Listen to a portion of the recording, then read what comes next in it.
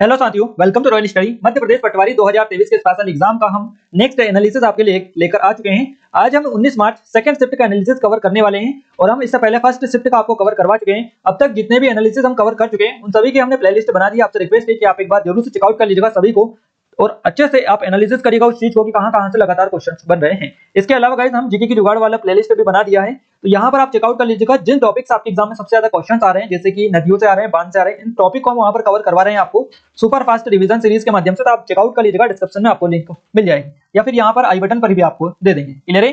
Finally start करते हैं। इस वीडियो के पीडीएफ के लिए टेलीग्राम और एप्लीकेशन दोनों को जाकर ज्वाइन कर लीजिएगा, दोनों के लिंक आपको डिस्क्रिप्शन में मिल जाएगी। फाइनली स्टार्ट करते हैं और हमारे पहले क्वेश्चन से देखिए सभी जो क्वेश्चन है यहाँ पर सभी सब्जेक्ट के क्वेश्चन हम कवर करेंगे। गाइस सबसे अच्छी बात हम आपको बता दें, साइंस के भी आज हमें लगभग सभी क्वेश्चन मिल चुके हैं और पूरा एग्जैक्ट पैटर्न आपको साइंस का आज पता चल जाएगा। क्लियर है? तो फाइनली स्टार्ट करते हैं और हम जीके और करंट अफेयर को से शुरू करते हैं। यहाँ पर पहला क्वेश्चन आपका बना है। गाइस उससे पहले बता दें, आपसे छोटी सी रिक्वेस्ट है कि आप इस वीडियो को लाइक कर दें, चैनल को सब्सक्राइब जरूर से कर लीजिएगा नहीं किया है तो, और बेल आइकन को आप दबा दीजिए ताकि जो भी नया वीडियो आए उसका नोटिफिकेशन आपको मिलता रहे। क्लियर है? और अपने दोस्तों के साथ शेयर जरूर से कर दीजिएगा ताकि हमें सपोर्ट मिले, मोटिवेशन मिले। आपके लिए मैं इतनी मेहनत कर रहे हैं, बस आपका भी इतना फर्ज बनता है कि आप इस वीडियो को शेयर जरूर से कर दीजिएगा। क्लियर है? देखिए पहला क्वेश्चन हमारा बना है, चित्रकूट किस नदी के किनारे बसा हुआ है? ये पहला क्वेश्चन आपका पूछा गया है। चित्रकूट जो बसा हुआ है ये मंदाकिनी नदी के तट पर स्थित है। याद रखिएगा, चित्रकूट भारत के मध्य प्रदेश राज्य के सतना जिले में स्थित है। तो याद रखिएगा सतना जिले में है और ये एक तीर्थ स्थल है। कहां पर है ये आपका? तो ये आपका सतना जिले में चित्रकूट जो है यहीं पर है। बेसिकली ये चित्रकूट नामक एक तीर्थ स्थल भी है और ये चित्रकूट भी यहीं पर है ना। तो ये आप याद रखिएगा, भारतीय महाकाव्य रामायण से इसका संबंध है। क्लियर है? इसके अलावा एक और चीज मैं बता दूं, ये चित्रकूट में एक मेला भी लगता है जहां से लगातार आपके क्वेश्चंस बनते हैं। क्लियर है? गधू का मेला लगता है यहाँ पर, इससे रिलेटेड भी क्वेश्चंस बनते रहते हैं, तो उसको भी आप एक नजर याद रखिएगा। वर्तमान में जो शहर है ये वर्तमान में उत्तर प्रदेश और मध्य प्रदेश के बीच में स्थित है। महाकाव्य की बात करें तो रामायण के अनुसार चित्रकूट वह स्थान है जहां भगवान राम को उनके भाई भरत ने अयोध्या लौटने के लिए राजी किया था। क्लियर है? और चित्रकूट या चित्रकूट धाम इसको बोला जाता है, मंदाकिनी नदी के किनारे स्थित है। जाता है कि भगवान श्री राम ने पत्नी सीता लक्ष्मण के साथ 14 वर्ष के वनवास के 11 वर्ष यही चित्रकूट में ही बिताए थे। क्लियर है? चित्रकूट का अर्थ क्या है? तो कई आश्चर्यों की पहाड़ी इसको बोला जाता है, कई आश्चर्यों की पहाड़ी चित्रकूट को कहा जाता है। तो ये आप नाम याद रखिएगा। मंदाकिनी नदी को पयस्विनी नदी के नाम से भी जाना जाता है। क्लियर है? नेक्स्ट क्वेश्चन की ओर आगे बढ़ते हैं। अगला क्वेश्चन हमारे निकल कर आ रहा है, हाल ही में डोपिंग उल्लंघन के कारण किस भारतीय एथलीट को अक्टूबर 2025 तक प्रतिस्पर्धा से निलंबित कर दिया गया है? और इनका नाम है शिवपाल सिंह। याद रखिएगा, शिवपाल सिंह। हाल ही में डोपिंग उल्लंघन के कारण इनको जो है उल्लंघन के कारण ये भारतीय एथलीट है और अक्टूबर 2025 तक इनको जो है बैन किया गया है, निलंबित कर दिया है स्पर्धाओं से। तो इनके बारे में याद रखिएगा, भाला फेंक खिलाड़ी है ये शिवपाल सिंह। डोपिंग उल्लंघन के कारण इनको निलंबित या बैन किया गया है। क्लियर है? शिवपाल सिंह एक प्रदर्शन बढ़ाने वाले स्टेरॉइड के लिए प्रतिबंधित पदार्थ मैथेनडियानोन जिसको बोला जाता है, इससे पॉजिटिव पाए गए। और उत्तर प्रदेश इनका संबंध है। 2019 एशियाई चैंपियनशिप में रजत पदक इन्होंने जीता था। इससे पहले डिस्कस थ्रोवर नवजीत कौर और डिल्लो को भी डोपिंग उल्लंघन के कारण प्रतिबंधित किया गया था। तो इनके बारे में आप थोड़ा सा याद रखिएगा क्योंकि क्वेश्चन यहाँ से बना है और ये करंट का क्वेश्चन है, अभी करंट का 2022 का क्वेश्चन है ये आपका। क्लियर है? तो आप एक नजर इसको देख लीजिएगा सभी करंट अफेयर को ऊपर। क्लियर है? नेक्स्ट बात करते हैं, अगला क्वेश्चन पूछा गया है। देखिए हम आपको बता देंगे संविधान के जो संशोधन है और संविधान से आज 5 क्वेश्चंस देखने को मिले हैं और संशोधन से सबसे ज्यादा 3 से 4 क्वेश्चंस देखने को मिले हैं। क्लियर है? वो इस वीडियो में हम कवर करेंगे। आप अनुच्छेद जो है संशोधन अनुच्छेद जितने भी आर्टिकल आपके हैं उनको अच्छे से कवर कर लीजिएगा। आर्टिकल से लगातार क्वेश्चंस बन रहे हैं आपके, आज भी 4-5 क्वेश्चंस पूछे गए हैं। पहला क्वेश्चन बना है, अनुच्छेद 226 किससे संबंधित है? तो उच्च न्यायालयों की को रीट जारी करने की शक्ति प्रदान करता है अनुच्छेद 226। भारत के संविधान के अनुच्छेद 226 के तहत उच्च न्यायालयों को रीट जारी करने की शक्ति है। क्लियर है? और भारत के रीट ब्रिटिश कानून के लिए गए हैं, जिससे विशेषाधिकार रीट के रूप में भी जाना जाता है। और अनुच्छेद 226 के तहत एक व्यक्ति अपने मौलिक अधिकारों का उल्लंघन होने पर रीट याचिका दायर करने के लिए उच्च न्यायालय में जा सकता है।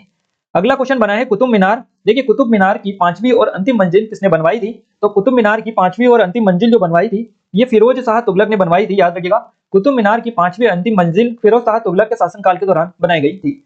दिल्ली के पहले मुस्लिम शासक कुतुबुद्दीन ऐबक ने 1200 ईस्वी में कुतुब मीनार का निर्माण शुरू किया था, लेकिन केवल वह उन्होंने तहखाने को ही पूरा करवा सके थे वो, और उनका निधन हो गया था, मृत्यु हो गई थी। और उसके उत्तराधिकारी था इल्तुतमिश। इसने 1220 में 3 और मंजिलें जोड़ी। क्लियर है? तो 3 और मंजिलें जो जोड़ी इल्तुतमिश ने जोड़ी इसमें 1220 में। क्लियर है? फिरोज शाह तुगलक ने 5वीं और आखिरी मंजिल का निर्माण करवाया।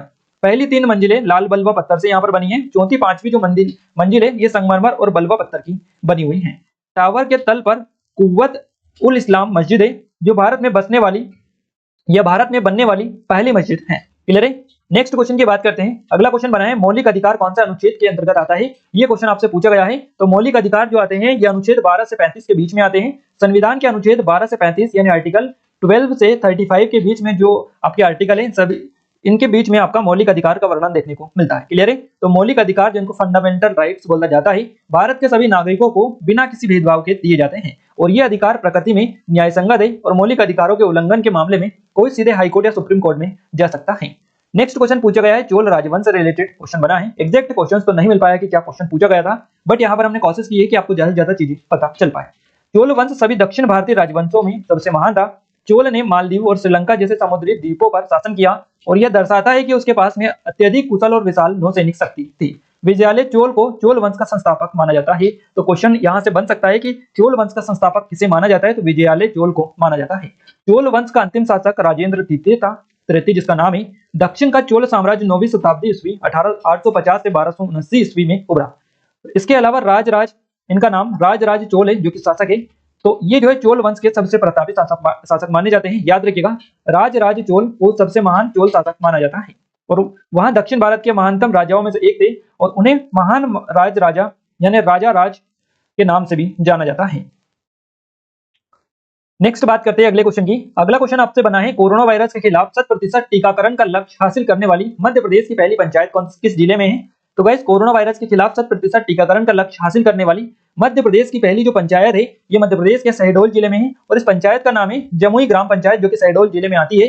ये कोरोना वायरस के खिलाफ 100% टीकाकरण करने वाली मध्य प्रदेश की पहली पंचायत है शहडोल जिले की जमुई ग्राम पंचायत। क्लियर है? तो ये क्वेश्चन आपको मैं बता दूं, आबकारी की जो आपकी एग्जाम हुई है उसमें क्वेश्चन आपका पूछा गया है। क्लियर है? इसके अलावा कांस्टेबल में भी ये क्वेश्चन पूछा गया था। तो याद रखिएगा, यहाँ से आपको पहले ही हम बता चुके थे कि क्वेश्चंस आपके रिपीट होंगे, कांस्टेबल के भी काफी अच्छे खासे। हाँ, एक दो चीजें और बता दूं मैं आपको थोड़ी सी, कि कुछ लोग कमेंट में बता रहे थे कि आप एमपी कांस्टेबल के 2022 के पेपर हमें प्रोवाइड कर दीजिएगा। तो गाइज मैं आपको बता दूं, हमने जो आबकारी के लिए स्पेशल प्रैक्टिस सेट दिए थे टॉप 100 वाले, क्लियर है, वन लाइनर के फॉर्मेट में, उसमें जितने भी हमने क्वेश्चंस कवर किए थे एमपी जीके, नेशनल जीके और करंट अफेयर के मिक्सअप क्वेश्चंस थे वो सारे, तो उन सभी क्वेश्चंस वो जो कवर किए थे वो सारे आपके एमपी कांस्टेबल 2022 में जो एग्जाम हुई है वही क्वेश्चंस है। तो उनको आप देख लीजिएगा, एक नजर वीडियो डली है, प्लेलिस्ट डली है, आपको वहां पर मिल जाएंगे। क्लियर है? तो उनसे आपको कवर कर लीजिएगा। मध्य प्रदेश के शहडोल जिले में स्थित जमुई ग्राम पंचायत कोरोना वायरस के खिलाफ 100% टीकाकरण का लक्ष्य हासिल करने वाली राज्य की पहली पंचायत बन गई है। क्लियर है? और कोविड-19 के खिलाफ 100% टीकाकरण हासिल इसने किया है। अगला क्वेश्चन पूछा गया है, शाजापुर जिले की स्थापना कब हुई थी। तो शाजापुर जिले की स्थापना हुई थी 1904 में। शाजापुर को 1904 में जिला घोषित किया गया था। शाजापुर की पहचान शाहजहां के समय हुई थी। क्लियर है? और इस क्षेत्र की प्राकृतिक सुंदरता को देखते हुए शाहजहां की फौज ने यहाँ रुकने का निश्चय किया था। इस स्थान को खान कारा खेड़ी, क्लियर है, क्या नाम जाना जाता है, इस स्थान को खान कारा खेड़ी के नाम से जाना जाता था। क्लियर है? तो याद रखिएगा ये वर्ड क्या है, खान कारा खेड़ी। 1640 में मीर बीगो को कोतवाल के रूप में यहाँ नियुक्त किया गया था और उसने श्री जगन्नाथ रावल के साथ 4 दिशाओं में 4 द्वार तैयार करवाए थे शाजापुर में। शाहजहां के सम्मान में इस शहर का नाम या इस जिले का नाम शाहजहांपुर रखा गया था। क्लियर है? तो ये देख लीजिएगा थोड़ी सी चीजें शाहजहांपुर के बारे में। यहाँ से क्वेश्चंस आई थिंक पिछली बार कांस्टेबल में आपके अगर मालवा से रिलेटेड कुछ मंदिर वगैरह भी पूछे गए थे तो उनको एक नजर आप देख लीजिएगा, क्योंकि लगातार क्वेश्चंस अब थोड़े डीपली जाने वाले हैं क्वेश्चंस, क्योंकि आपको पता है जैसे जैसे लंबी खिंचती जाएगी एग्जाम चलती जाएगी वैसे ही क्वेश्चंस धीरे धीरे डीपली होते जाएंगे। अब हम बात करते हैं नेक्स्ट क्वेश्चन जो पूछा गया है, भीमराव अम्बेडकर का जन्म कब हुआ था। तो भीमराव अम्बेडकर आप सभी को बताइए मध्य प्रदेश से संबंधित है और मध्य प्रदेश में इनका जन्म हुआ है। तो इनका जन्म हुआ है 14 अप्रैल को 1891 को। डॉक्टर भीमराव अम्बेडकर को बाबा साहब अम्बेडकर के नाम से जाना जाता है। इनका जो जन्म हुआ है 14 अप्रैल 1891 में मध्य प्रदेश के महू में हुआ है। महू इंदौर के पास में है, आप याद रखिएगा। और यहाँ पर बेसिकली इसका जो नाम है ये बदलकर डॉक्टर अम्बेडकर नगर कर दिया गया है। तो ये चीजें आपको पता होनी चाहिए। बाबा साहब को समर्पित एक स्मारक का उद्घाटन महू में उनकी 100वीं जयंती पर तत्कालीन मुख्यमंत्री सुंदरलाल ने किया था। उन्होंने दलित बौद्ध आंदोलन को प्रेरित किया। वह भारत के संविधान के निर्माता थे। क्लियर है? क्योंकि वह मसौदा समिति के अध्यक्ष थे जिसने भारत के संविधान का मसौदा तैयार किया था।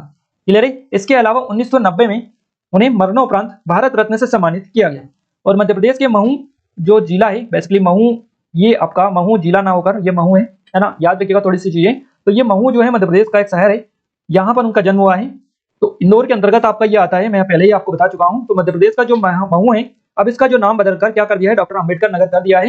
इसी तरह आप चंद्रशेखर आजाद नगर का नाम आप याद रखिएगा, भाभरा पहले नाम था उसका, आप चंद्रशेखर आजाद कर दिया है। ये क्वेश्चंस बनते रहते हैं, आपको बार बार हम इसी चीज के रिकॉल करवाते हैं ताकि आपको उस चीज से अपडेट रहे, बार बार सुनते रहें तो आपको चीजें याद रहे। नेक्स्ट क्वेश्चन पूछा गया है, कामाख्या मंदिर के शहर में स्थित है।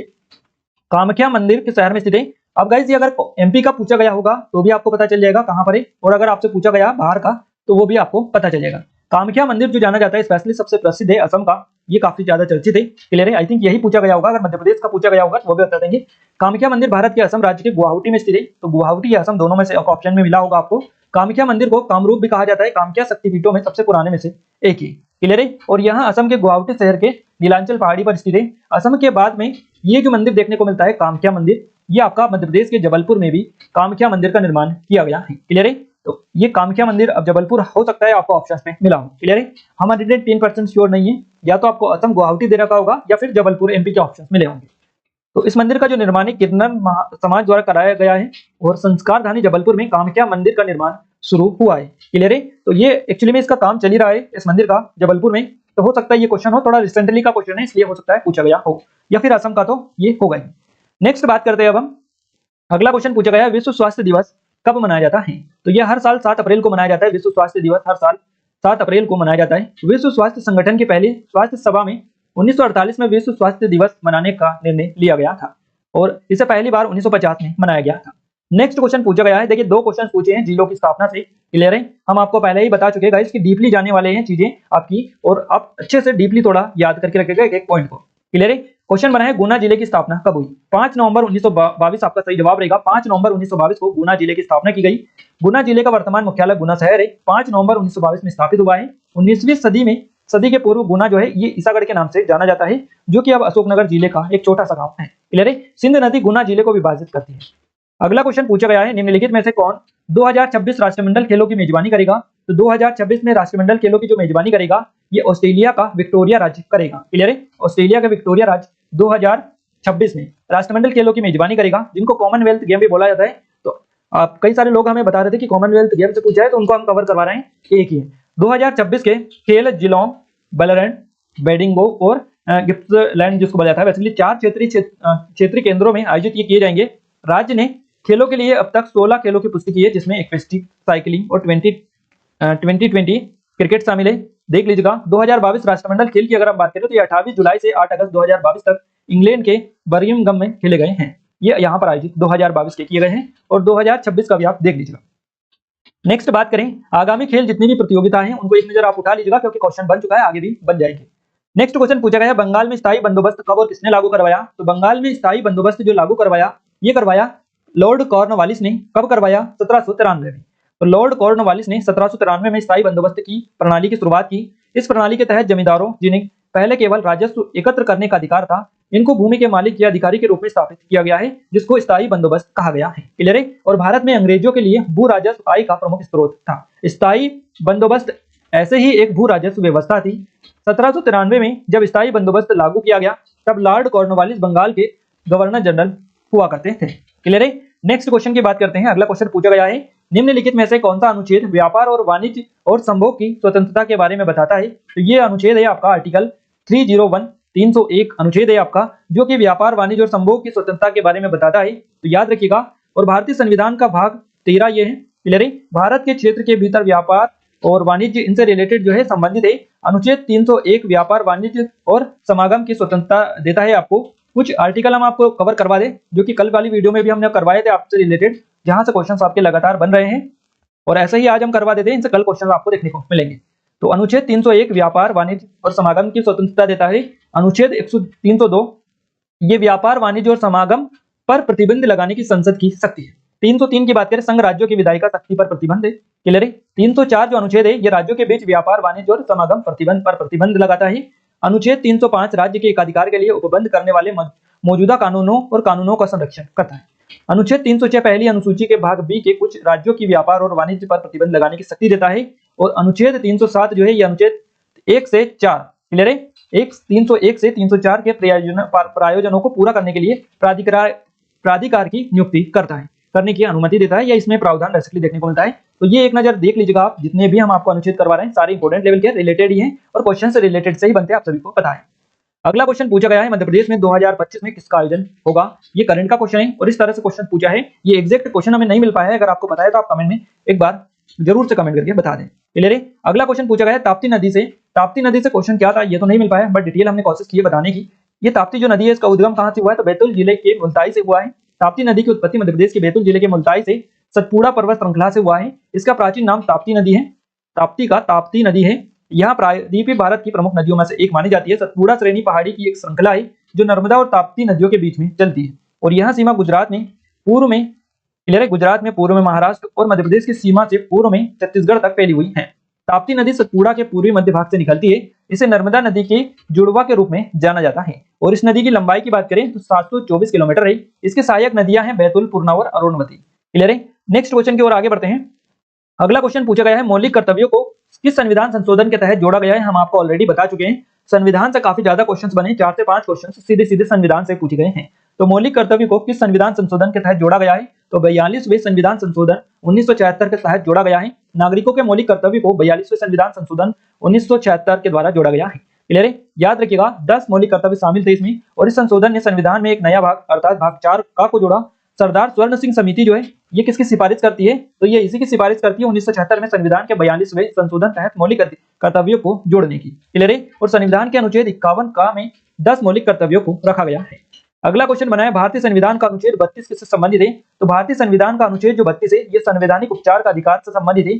भारतीय संविधान के अनुच्छेद 32 को डॉक्टर बी आर अम्बेडकर द्वारा भारतीय संविधान का हृदय और आत्मा बताया गया है। यहाँ एक नागरिक को उसके किसी भी मौलिक अधिकार के उल्लंघन के मामले में सर्वोच्च न्यायालय का दरवाजा खटखटाने का अधिकार प्रदान करता है। क्लियर है। तो गाइस जितने भी क्वेश्चन है सारे आपको बता चुके हैं। अब हम बात करते हैं, अब साइंस की ओर आगे बढ़े उससे पहले बता दें पटवारी की, जेल प्रहरी, सब इंस्पेक्टर सभी की स्पेशल टेस्ट सीरीज है। लोग एमपीपीएससी की स्पेशल टेस्ट सीरीज है। ये हमारी एमपी करंट अफेयर की ई बुक है। इन सभी की लिंक एप्लीकेशन की पर डली है। एप्लीकेशन आप जरूर डाउनलोड करें, डिस्क्रिप्शन में लिंक डली है, आप एक बार डेमो जरूर चेकआउट कर लीजिएगा।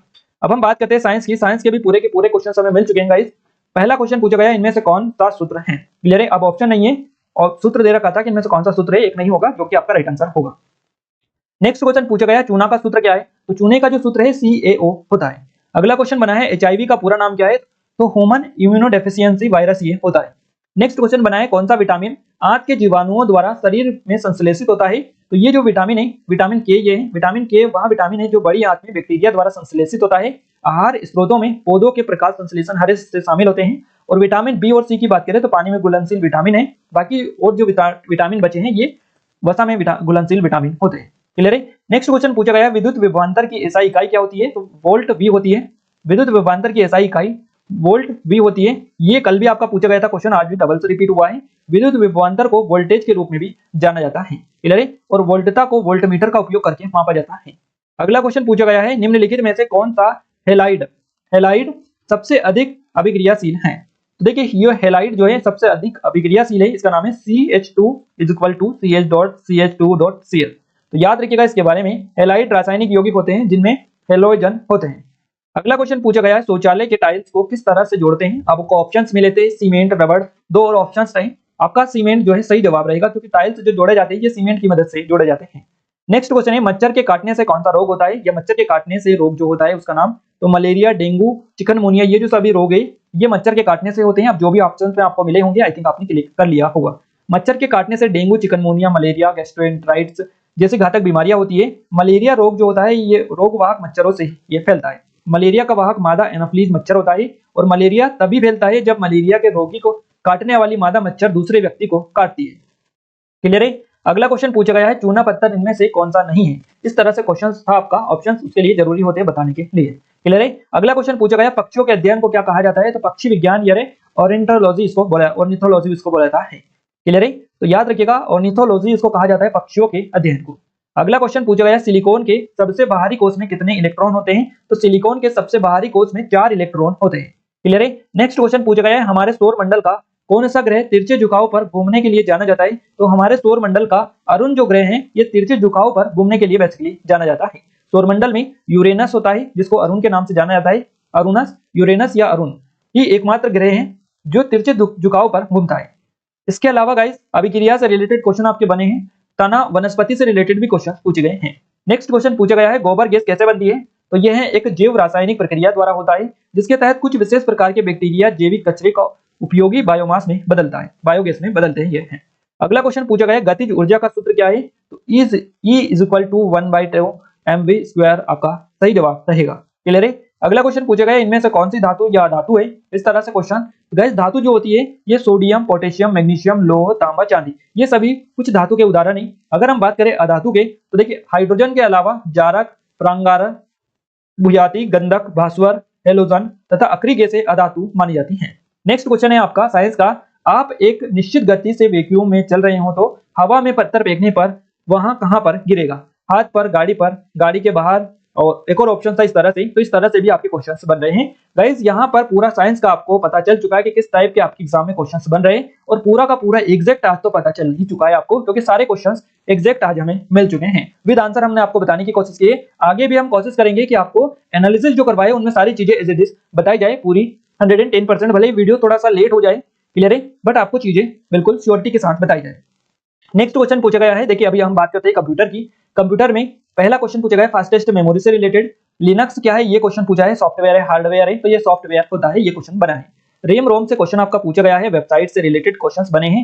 होस्टिंग क्या काम करती है, ये क्वेश्चन आपका बना है। तो होस्टिंग का उपयोग वेब सर्वर या अन्य कंप्यूटर पर डेटा या वेबसाइट को स्टोर करने के लिए किया जाता है, ताकि वेबसाइट को इंटरनेट पर एक्सेस किया जा सके।